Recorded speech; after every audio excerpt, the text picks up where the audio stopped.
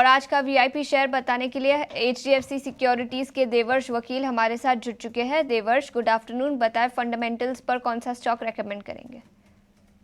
धन्यवाद। तो आज मैं रिकमेंड कर रहा हूँ जो भारत की सबसे लार्जेस्ट बैंक है, जो सबसे बड़ी पीएसयू बैंक है, स्टेट बैंक ऑफ इंडिया।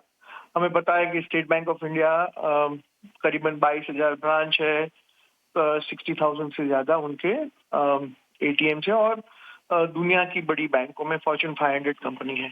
और जो हम इसलिए इसको रेकमेंड कर रहे हैं क्योंकि जो सेक्टर के लीडर हैं और जो एनवायरनमेंट है उनमें उन्होंने अपनी क्वालिटी ऑफ फ्रेंचाइज इंप्रूव की है, क्वालिटी ऑफ असेट इंप्रूव की है। आप देखिए तो लास्ट 3 साल से असेट क्वालिटी में काफी इंप्रूवमेंट आ रहा है।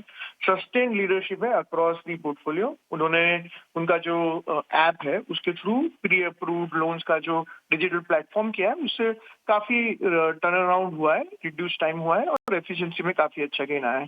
तो हमारा जो मानना है कि कंपनी का 15% से FY25 में ग्रोथ का गाइडेंस है, स्टेडी मार्जिन है।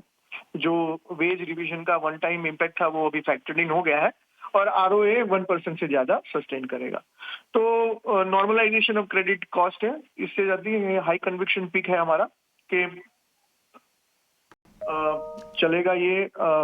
और इसका बुक वैल्यू हमारे हिसाब से 517 पे एडजस्टेड बुक वैल्यू आएगा। तो उसके हिसाब से 1.6 टाइम्स स्टैंडअलोन पे और कंसोलिडेट पे हमारा मानना है कि अगले 1 साल में 1040 के प्राइस टारगेट से धीरे धीरे स्टेट बैंक ऑफ इंडिया को लॉन्ग टर्म इन्वेस्टमेंट के लिए एक्यूमुलेट किया जा सकता है। बिल्कुल, तो लॉन्ग टर्म इन्वेस्टमेंट के लिए एसबीआई को खरीदा जा सकता है। 1040 तक के लक्ष्य अगले 1 साल में दिखाई दे सकते हैं। फंडामेंटल्स भी काफ़ी स्ट्रांग है। देवर्ष, बहुत बहुत शुक्रिया समय निकालकर हमारे साथ जुड़ने के लिए। लेकिन एक और बैंकिंग सेक्टर के स्टॉक पर नज़र डालेंगे। बैंकिंग सेक्टर में तो गिरावट है, लेकिन फेडरल बैंक इस स्टॉक में अच्छी तेज़ी आज के ट्रेडिंग सेशन में दिखी है। करीब 1.5 से 2% की तेज़ी के साथ कारोबार। नोमुरा की रिपोर्ट आई है जहां उन्होंने खरीदारी की राय बरकरार रखी है और 240 रुपये प्रति शेयर का लक्ष्य दिया है। स्टॉक अभी 200 के आसपास है।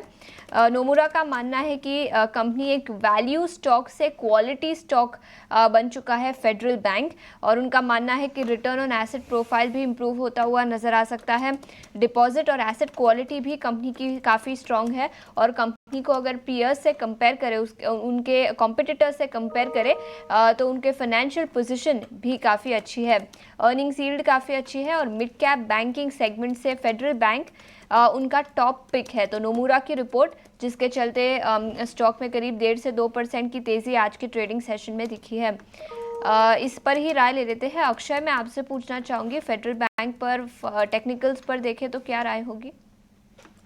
जी, तो टेक्निकली अगर आपका नजरिया काफी कम से कम 1.5 से 2 महीने के ऊपर होल्डिंग का है तो ही आप बाय करें, क्योंकि जिस तरीके का प्राइस पैटर्न है, उछला तो बिल्कुल है शॉर्ट टर्म में 185 से 197, पर यहाँ से वन वे मोमेंटम कंटिन्यू होगा कि नहीं ये थोड़ा क्वेश्चन मार्क है। क्योंकि जिस तरीके का सेटअप बनता हुआ दिख रहा है, stock more of a time correction में है, तो एक रेंज के दायरे में और थोड़ा टाइम सीमित रह सकता है। रेंज का अपर एंड ऑफ द बैंड करीबन 205 है और lower end of the band 185 है, तो काफी लंबा रेंज का ये बैंड है। इस रेंज में काफी टाइम और स्पेंड कर सकता है। तो आपको अगर खरीदी करनी है तो करंट रेट पे आप कर सकते हैं, बट कम से कम 2 महीने का नजरिया रखें।